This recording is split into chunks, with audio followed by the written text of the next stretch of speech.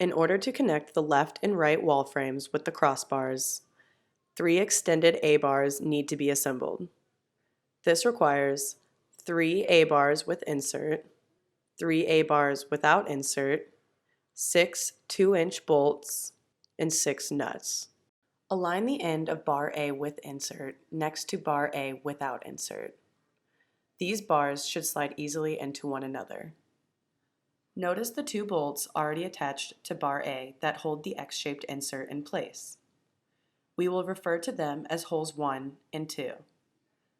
The 2 holes where both bars overlap each other will be referred to as holes 3 and 4. Push 2-inch bolts through holes 3 and 4. If you encounter resistance, loosen the nuts on holes 1 and 2. Then try pushing the bolts through holes 3 and 4. Once both bolts are pushed all the way through, screw on the nuts and tighten all 4 bolts with a drill.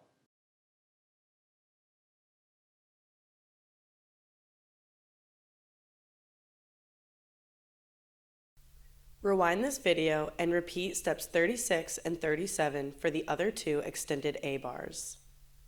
When all 3 extended A-bars are complete, you are ready to set up the right and left wall frames. Bottom crossbar. Align the edge of the left wall frame with the left edge of the tile flooring. Go through this checklist to ensure the left wall frame is oriented correctly. The wall frame stands up on the back square pads. The eye of the eyelet on bar B faces the inside of the frame. The bolts without nuts on bar B face the inside of the frame. The black square pad on bar D faces the back of the frame. Repeat this checklist for the right wall frame. Lay extended bar A along the back edge of the tile flooring. On the right wall frame, slide a 2 1/4 inch bolt into the last hole on bar D from the outside and through the X-shaped insert inside of extended bar A. Screw the bolt in by hand while holding extended bar A in place. On the left wall frame, slide a 2 1/4 inch bolt into the last hole on bar D from the outside and through the X-shaped insert inside of extended bar A. Hold extended bar A in place and screw the bolt in by hand. Then, tighten the bolt with a drill, making sure to hold extended bar A securely in the other hand. Return to the right side to tighten the 2 1/4 inch bolt with the drill. Hold extended bar A securely with one hand when tightening the bolt. At this point, the frame should be stable enough to stand on its own without assistance, though it is still recommended to be cautious until the final 2 extended A-bars are secured. Front crossbar. On bar B, on top of the left and right wall frames, find the 2 1/4 inch bolts that were not tightened with a nut.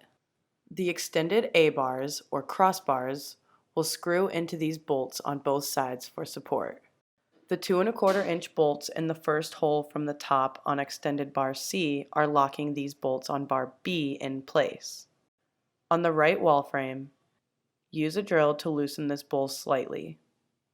Do not unscrew the bolt all the way. The 2 1/4 inch bolt located in the first hole of bar B should twist freely now. Repeat this step for the left wall frame. When the bolt in bar B on the left and right wall frames can move freely, move on to the next step. Using ladders, support extended bar A with a partner and align the ends of the bar with the 2 1/4 inch bolts in the B bars. Orient extended bar A so the bolts in the middle of the bar are facing the front and back of the frame. Screw the 2 1/4 inch bolts on the left and right wall frames into the ends of extended bar A by hand, making sure the B and C bars are even with each other. Use a drill to tighten the bolts while holding the bar securely in place with your other hand.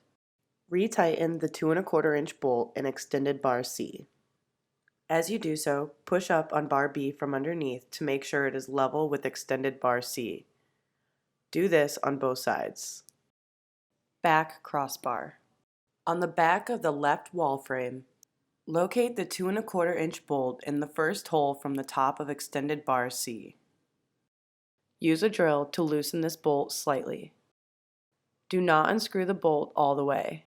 The 2 1/4 inch bolt located in the first hole of bar B should twist freely.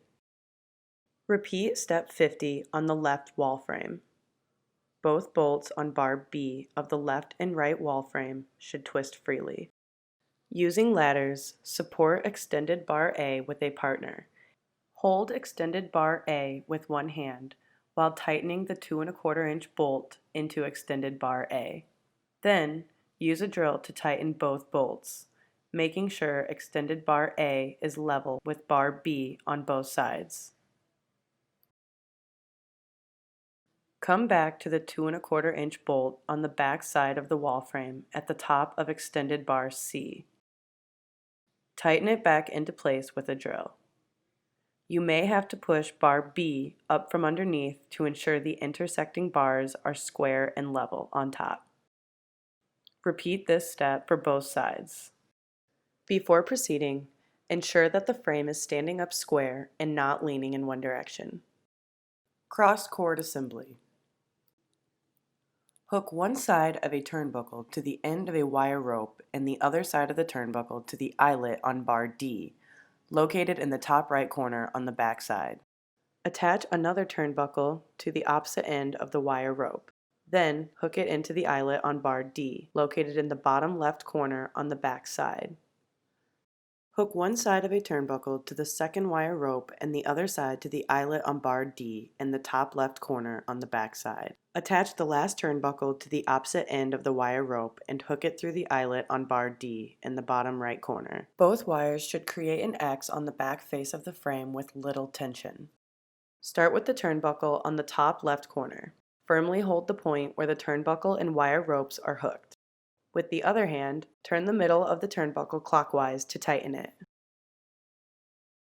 Maintain some slack on the wire rope until the opposite end has been tightened. Tighten the top right turnbuckle so there is a little give when the wire is flicked. Take caution not to tighten the wire rope to the point of snapping.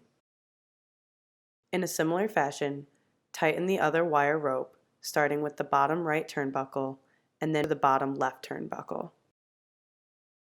The wires should give slightly with a little flick while the overall frame stands firmly.